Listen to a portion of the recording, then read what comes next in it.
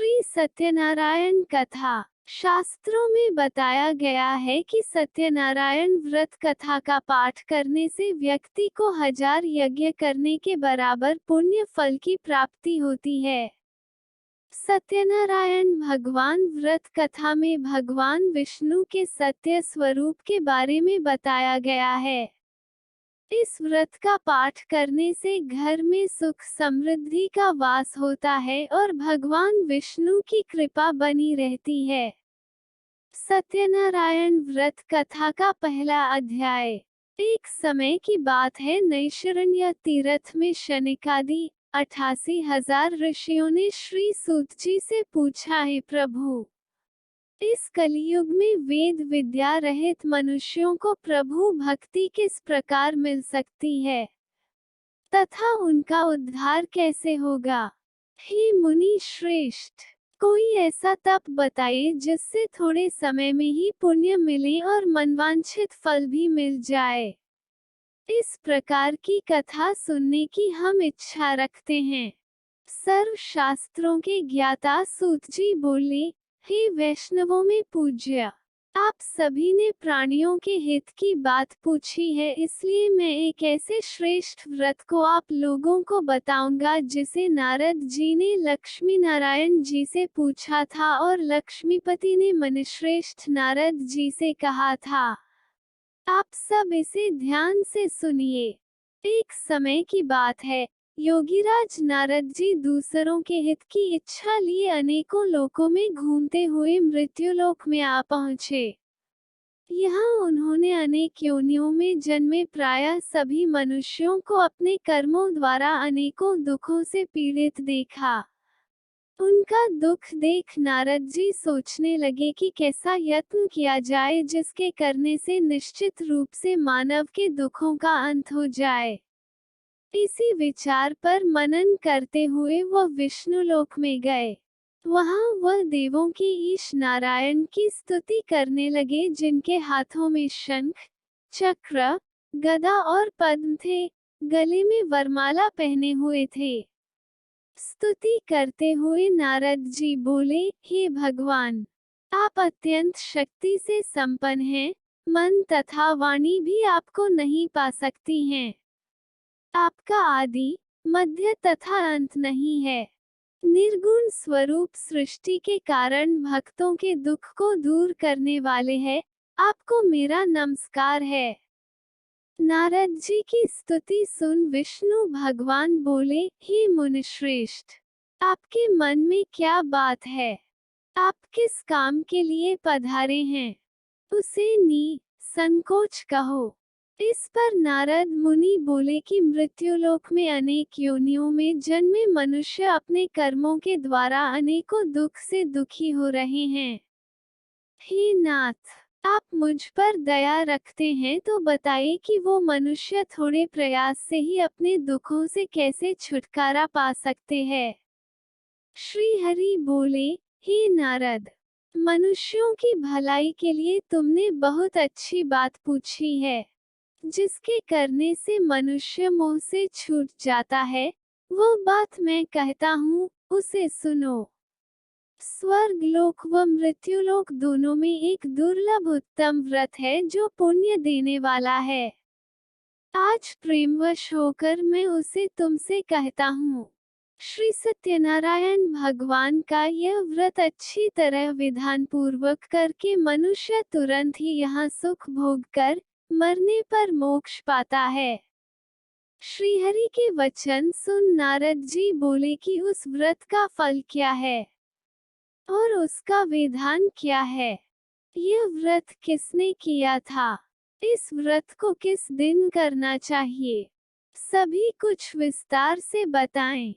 नारद की बात सुनकर श्रीहरि बोले, दुख व शोक को दूर करने वाला यह सभी स्थानों पर विजय दिलाने वाला है। मानव को भक्ति व श्रद्धा के साथ शाम को श्री सत्यनारायण की पूजा धर्म परायण होकर ब्राह्मणों व बंधुओं के साथ करनी चाहिए। भक्ति भाव से ही नैवेद्य, केले का फल, घी, दूध और गेहूं का आटा सवाया लें। गेहूं के स्थान पर साठी का आटा, शक्कर तथा गुड़ लेकर वह सभी भक्षण योग्य पदार्थों को मिलाकर भगवान का भोग लगाएं। ब्राह्मणों सहित बंधु बांधवों को भी भोजन कराएं, उसके बाद स्वयं भोजन करें। भजन कीर्तन के साथ भगवान की भक्ति में लीन हो जाएं। इस तरह से सत्यनारायण भगवान का यह व्रत करने पर मनुष्य की सारी इच्छाएं निश्चित रूप से पूरी होती हैं। इस कली काल अर्थात कलियुग में मृत्युलोक में मोक्ष का यही एक सरल उपाय बताया गया है। श्री सत्यनारायण व्रत कथा का पहला अध्याय संपूर्ण। बोलिए श्री सत्यनारायण भगवान की जय। सत्यनारायण भगवान की व्रत कथा का दूसरा अध्याय। सूत जी बोले, हे ऋषियों, जिसने पहले समय में इस व्रत को किया था उसका इतिहास कहता हूँ, ध्यान से सुनो। सुंदर काशीपुरी नगरी में एक अत्यंत निर्धन ब्राह्मण रहता था। भूख प्यास से परेशान वह धरती पर घूमता रहता था। ब्राह्मणों से प्रेम करने वाले भगवान ने एक दिन ब्राह्मण का वेश धारण कर उसके पास जाकर पूछा, हे विप्र, नित्य दुखी होकर तुम पृथ्वी पर क्यों घूमते हो? दीन ब्राह्मण बोला, मैं निर्धन ब्राह्मण हूँ, भिक्षा के लिए धरती पर घूमता हूँ। हे भगवान, यदि आप इसका कोई उपाय जानते हो तो बताइए। वृद्ध ब्राह्मण कहता है कि सत्यनारायण भगवान मनोवांछित फल देने वाले हैं, इसलिए तुम उनका पूजन करो। इसे करने से मनुष्य सभी दुखों से मुक्त हो जाता है। वृद्ध ब्राह्मण बनकर आए सत्यनारायण भगवान उस निर्धन ब्राह्मण को व्रत का सारा विधान बताकर अंतर्धान हो गए। ब्राह्मण मन ही मन सोचने लगा कि जिस व्रत को वृद्ध ब्राह्मण करने को कह गया है मैं उसे जरूर करूंगा। यह निश्चय करने के बाद उसे रात में नींद नहीं आई। वह सवेरे उठकर सत्यनारायण भगवान के व्रत का निश्चय कर भिक्षा के लिए चला गया। उस दिन निर्धन ब्राह्मण को भिक्षा में बहुत धन मिला, जिससे उसने बंधु बांधवों के साथ मिलकर श्री सत्यनारायण भगवान का व्रत संपन्न किया। भगवान सत्यनारायण का व्रत संपन्न करने के बाद वह निर्धन ब्राह्मण सभी दुखों से छूट गया और अनेक प्रकार की संपत्तियों से युक्त हो गया। उसी समय से यह ब्राह्मण हर माह इस व्रत को करने लगा। इस तरह से सत्यनारायण भगवान के व्रत को जो मनुष्य करेगा वह सभी प्रकार के पापों से छूटकर मोक्ष को प्राप्त होगा। जो मनुष्य इस व्रत को करेगा वह भी सभी दुखों से मुक्त हो जाएगा। सूत जी बोले कि इस तरह से नारद जी से नारायण जी का कहा हुआ श्री सत्यनारायण व्रत को मैंने तुमसे कहा। हे विप्रो, मैं अब और क्या कहूँ? ऋषि बोले, हे मुनिव, संसार में उस विप्र से सुनकर और किस किस ने इस व्रत को किया, हम सब इस बात को सुनना चाहते हैं। इसके लिए हमारे मन में श्रद्धा का भाव है।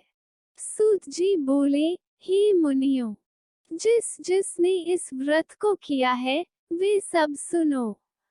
एक समय वही विप्र धन व ऐश्वर्य के अनुसार अपने बंधु बांधवों के साथ इस व्रत को करने को तैयार हुआ। उसी समय एक लकड़ी बेचने वाला बूढ़ा आदमी आया और लकड़ियां बाहर रखकर अंदर ब्राह्मण के घर में गया। प्यास से दुखी वह लकड़हारा उनको व्रत करते देख विप्र को नमस्कार कर पूछने लगा कि आप यह क्या कर रहे हैं, तो उन्होंने बताया कि व्रत कर रहा हूँ तथा इसे करने से क्या फल मिलेगा, कृपया मुझे भी बताएं। ब्राह्मण ने कहा कि सब मनोकामनाओं को पूरा करने वाला यह सत्यनारायण भगवान का व्रत है। इनकी कृपा से ही मेरे घर में धन धान्य आदि की वृद्धि हुई है। विप्र से सत्यनारायण व्रत या के बारे में जानकर लकड़हारा बहुत प्रसन्न हुआ। चरणामृत लेकर वह प्रसाद खाने के बाद वह अपने घर गया। लकड़हारे ने अपने मन में संकल्प किया कि आज लकड़ी बेचने से जो धन मिलेगा उसी से श्री सत्यनारायण भगवान का उत्तम व्रत करूंगा। मन में इस विचार को ले बूढ़ा आदमी सिर पर लकड़ियां रख उस नगर में बेचने गया जहां धनी लोग ज्यादा रहते थे। उस नगर में उसे अपनी लकड़ियों का दाम पहले से 4 गुना अधिक मिलता है। बूढ़ा प्रसन्नता के साथ दाम लेकर केले, शक्कर, घी, दूध, दही और गेहूं का आटा ले और सत्यनारायण भगवान के व्रत की अन्य सामग्रियां लेकर अपने घर गया। वहां उसने अपने बंधु बांधवों को बुलाकर विधि विधान से सत्यनारायण भगवान का पूजन और व्रत किया। इस व्रत के प्रभाव से वह बूढ़ा लकड़हारा धन पुत्र आदि से युक्त होकर संसार के समस्त सुख भोग अंत काल में वैकुंठ धाम चला गया। श्री सत्यनारायण व्रत कथा का दूसरा अध्याय संपूर्ण। बोलिए श्री सत्यनारायण भगवान की जय। सत्यनारायण भगवान की व्रत कथा का तीसरा बोले, हे श्रेष्ठ मुनियों, अब आगे की कथा कहता हूँ।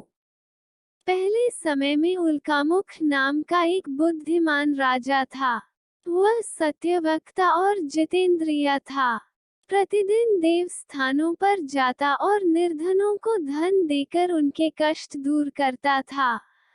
उसकी पत्नी कमल के समान मुख वाली तथा सती साध्वी थी।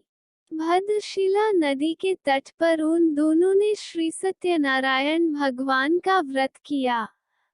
उसी समय साधु नाम का एक वैश्य आया। उसके पास व्यापार करने के लिए बहुत सा धन भी था। राजा को व्रत करते देखकर वह विनय के साथ पूछने लगा, हे राजन, भक्ति भाव से पूर्ण होकर आप यह क्या कर रहे हैं?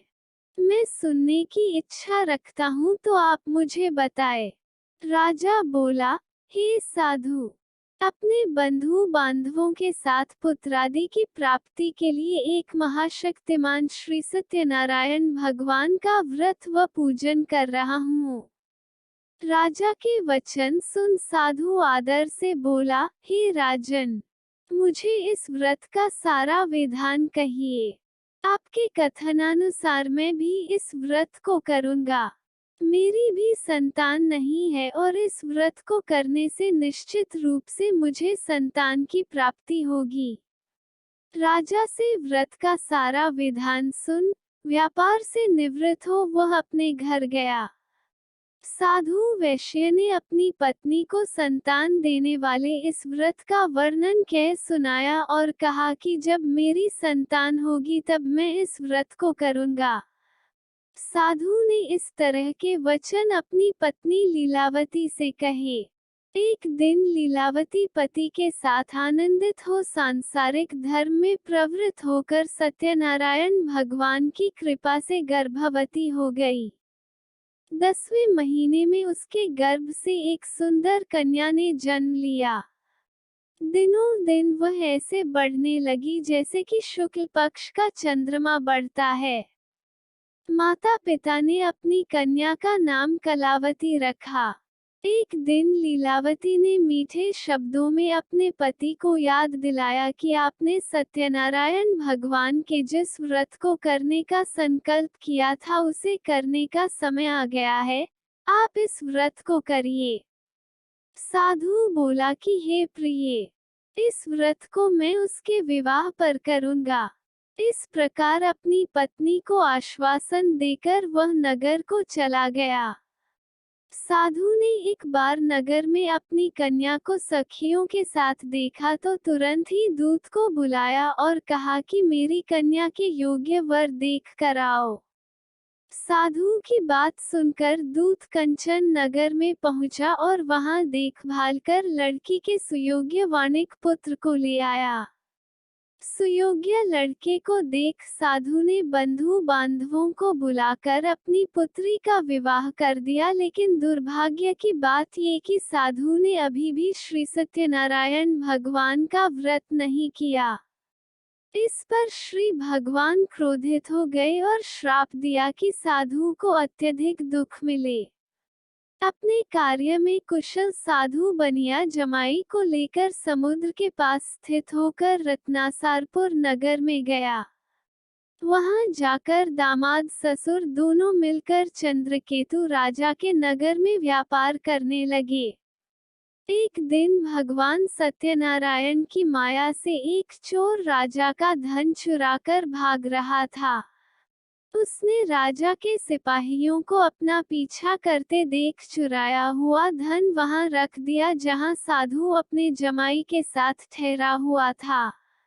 राजा के सिपाहियों ने साधु वैश्य के पास राजा का धन पड़ा देखा तो वह ससुर जमाई दोनों को बांधकर प्रसन्नता से राजा के पास ले गए और कहा कि उन दोनों चोरों हम पकड़ लाए हैं, आप आगे की कार्यवाही की आज्ञा दें। राजा की आज्ञा से उन दोनों को कठिन कारावास में डाल दिया गया और उनका सारा धन भी उनसे छीन लिया गया। श्री सत्यनारायण भगवान से श्राप से साधु की पत्नी भी बहुत दुखी हुई। घर में जो धन रखा था उसे चोर चुरा ले गए। शारीरिक तथा मानसिक पीड़ा व भूख प्यास से अति दुखी हो अन्न की चिंता में कलावती के ब्राह्मण के घर गई। वहां उसने श्री सत्यनारायण भगवान का व्रत होते देखा, फिर कथा भी सुनी, वह प्रसाद ग्रहण कर वह रात को घर वापस आई। माता के कलावती से पूछा कि हे पुत्री, अब तक तुम कहाँ थी? तेरे मन में क्या है? कलावती ने अपनी माता से कहा, हे माता, मैंने एक ब्राह्मण के घर में श्री सत्यनारायण भगवान का व्रत देखा है। कन्या के वचन सुन लीलावती भगवान के पूजन की तैयारी करने लगी। लीलावती ने परिवार व बंधुओं सहित सत्यनारायण भगवान का पूजन किया और उनसे वर मांगा कि मेरे पति तथा जमाई शीघ्र घर आ जाएं। साथ ही यह भी प्रार्थना की कि हम सबका अपराध क्षमा करें। श्री सत्यनारायण भगवान इस व्रत से संतुष्ट हो गए और राजा चंद्रकेतु को सपने में दर्शन दे कहा कि, हे राजन, तुम उन दोनों वैश्यों को छोड़ दो और तुमने उनका जो धन लिया है उसे वापस कर दो।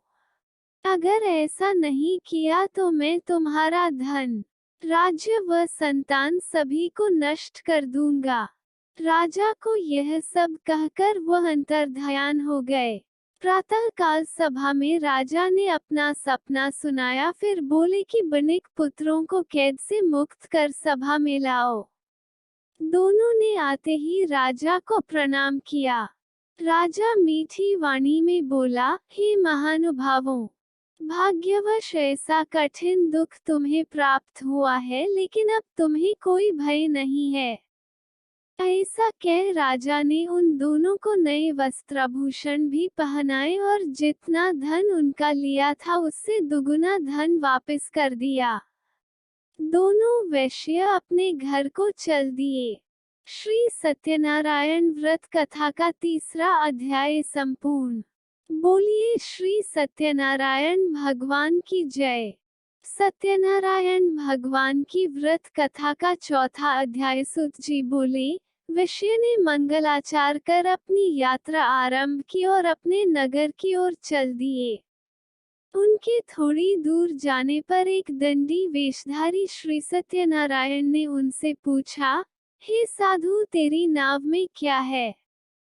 अभिवानी वणिक हंसता हुआ बोला, हे दंडी, आप क्यों पूछते हो? क्या धन लेने की इच्छा है? मेरी नाव में तो बेल व पत्ते भरे हुए हैं। वैश्य के कठोर वचन सुन भगवान बोले, तुम्हारा वचन सत्य हो। दंडी ऐसे वचन कह वहां से दूर चले गए। कुछ दूर जाकर समुद्र के किनारे बैठ गए। दंडी के जाने के बाद साधु वैश्य ने नित्य क्रिया के पश्चात नाव को ऊंची उठते देखकर अचंभा माना और नाव में बेल पत्ते आदि देख वो मूर्छित हो जमीन पर गिर पड़ा। मूर्छा खुलने पर वह अत्यंत शोक में डूब गया। तब उसका दामाद बोला कि आप शोक ना मनाएं, यह दंडी का शाप है, इसलिए हमें उनकी शरण में जाना चाहिए, तभी हमारी मनोकामना पूरी होगी।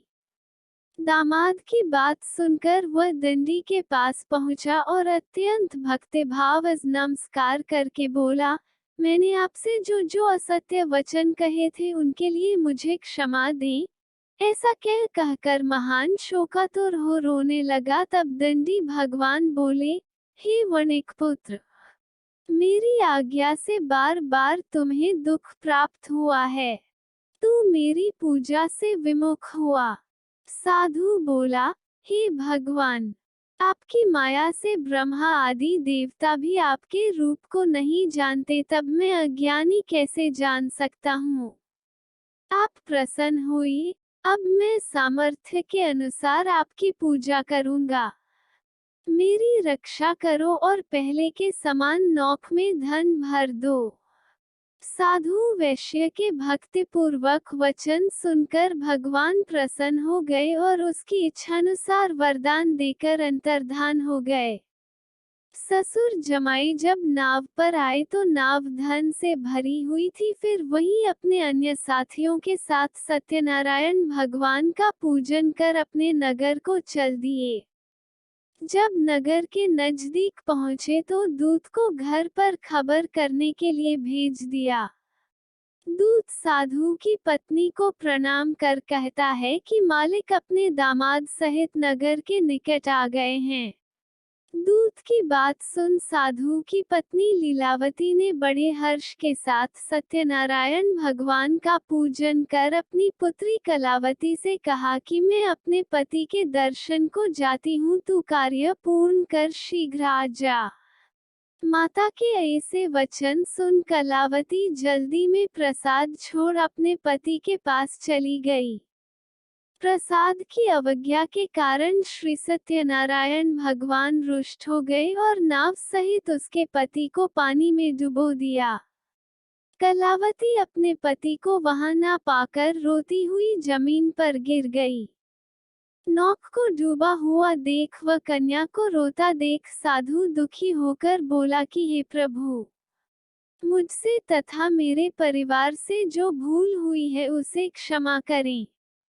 साधु के दीन वचन सुनकर श्री सत्यनारायण भगवान प्रसन्न हो गए और आकाशवाणी हुई, हे साधु, तेरी कन्या मेरे प्रसाद को छोड़कर आई है, इसलिए उसका पति अदृश्य हो गया है।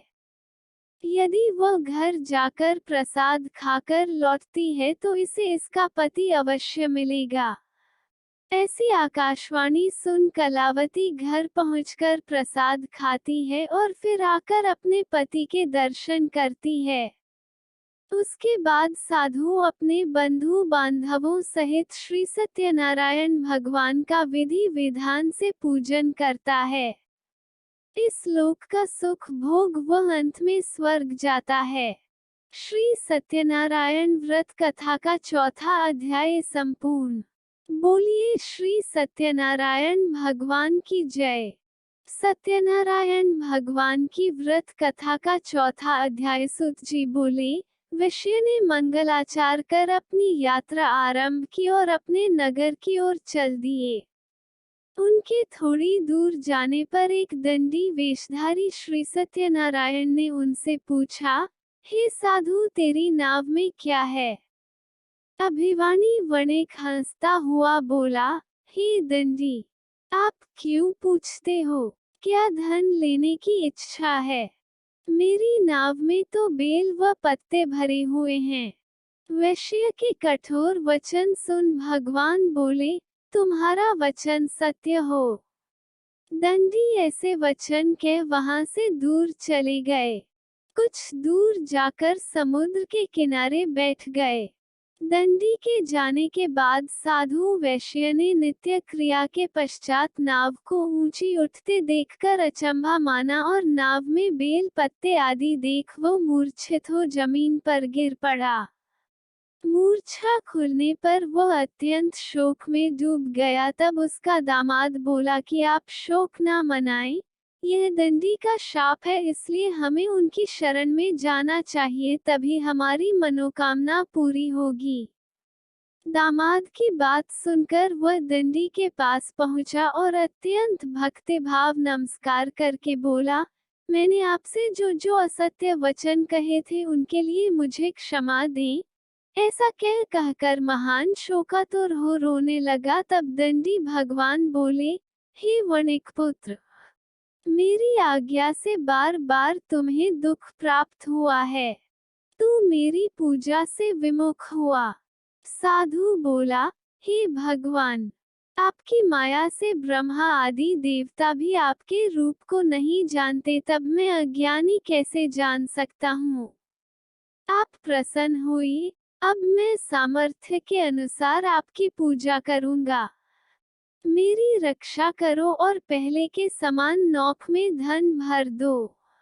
साधु वैश्य के भक्तिपूर्वक वचन सुनकर भगवान प्रसन्न हो गए और उसकी इच्छानुसार वरदान देकर अंतर्धान हो गए।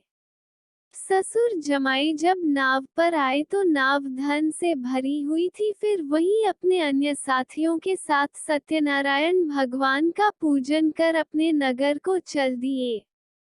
जब नगर के नजदीक पहुंचे तो दूत को घर पर खबर करने के लिए भेज दिया। दूत साधु की पत्नी को प्रणाम कर कहता है कि मालिक अपने दामाद सहित नगर के निकट आ गए हैं। दूत की बात सुन साधु की पत्नी लीलावती ने बड़े हर्ष के साथ सत्यनारायण भगवान का पूजन कर अपनी पुत्री कलावती से कहा कि मैं अपने पति के दर्शन को जाती हूँ, तू कार्य पूर्ण कर शीघ्र आ जा। माता के ऐसे वचन सुन कलावती जल्दी में प्रसाद छोड़ अपने पति के पास चली गई। प्रसाद की अवज्ञा के कारण श्री सत्यनारायण भगवान रुष्ट हो गए और नाव सहित उसके पति को पानी में डुबो दिया। कलावती अपने पति को वहां ना पाकर रोती हुई जमीन पर गिर गई। नौक को डूबा हुआ देख व कन्या को रोता देख साधु दुखी होकर बोला कि हे प्रभु, मुझसे तथा मेरे परिवार से जो भूल हुई है उसे क्षमा करें। साधु के दीन वचन सुनकर श्री सत्यनारायण भगवान प्रसन्न हो गए और आकाशवाणी हुई, हे साधु, तेरी कन्या मेरे प्रसाद को छोड़कर आई है, इसलिए उसका पति अदृश्य हो गया है। यदि वह घर जाकर प्रसाद खाकर लौटती है तो इसे इसका पति अवश्य मिलेगा। ऐसी आकाशवाणी सुन कलावती घर पहुंचकर प्रसाद खाती है और फिर आकर अपने पति के दर्शन करती है। उसके बाद साधु अपने बंधु बांधवों सहित श्री सत्यनारायण भगवान का विधि विधान से पूजन करता है। इस लोक का सुख भोग वह अंत में स्वर्ग जाता है। श्री सत्यनारायण व्रत कथा का चौथा अध्याय संपूर्ण। बोलिए श्री सत्यनारायण भगवान की जय। सत्यनारायण भगवान की व्रत कथा का 5वां अध्याय। सूत जी बोले, हे ऋषियों, मैं और भी एक कथा सुनाता हूँ, उसे भी ध्यानपूर्वक सुनो। प्रजापालन में लीन तुंगाध्वज नाम का एक राजा था। उसने भी भगवान का प्रसाद त्याग कर बहुत ही दुख सहन किया। एक बार वन में जाकर वन्य पशुओं को मारकर वह बड़ के पेड़ के नीचे आया।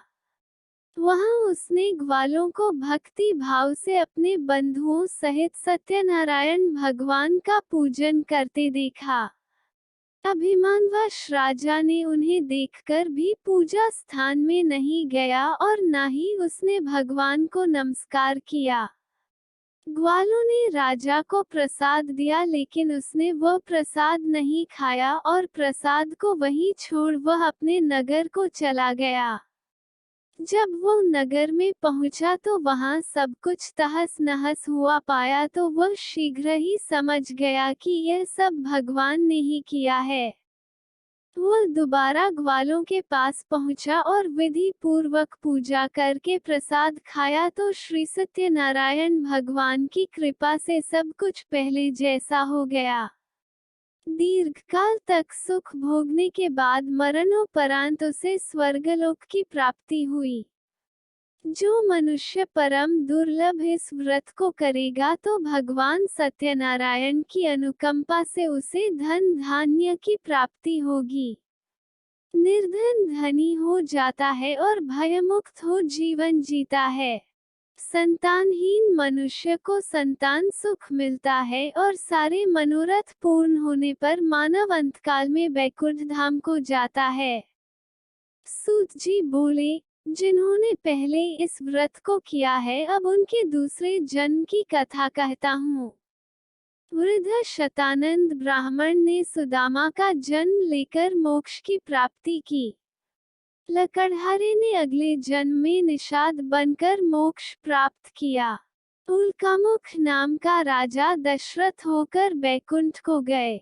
साधु नाम के वैश्य ने मोरध्वज बनकर अपने पुत्र को आरे से चीरकर मोक्ष पाया। महाराज तुंगध्वज ने स्वयंभू होकर भगवान में भक्ति युक्त हो कर्म कर मोक्ष पाया। श्री सत्यनारायण व्रत कथा का 5वां अध्याय संपूर्ण। बोलिए श्री सत्यनारायण भगवान की जय। इस प्रकार श्री सत्यनारायण कथा संपन्न हुई। जय श्री हरि।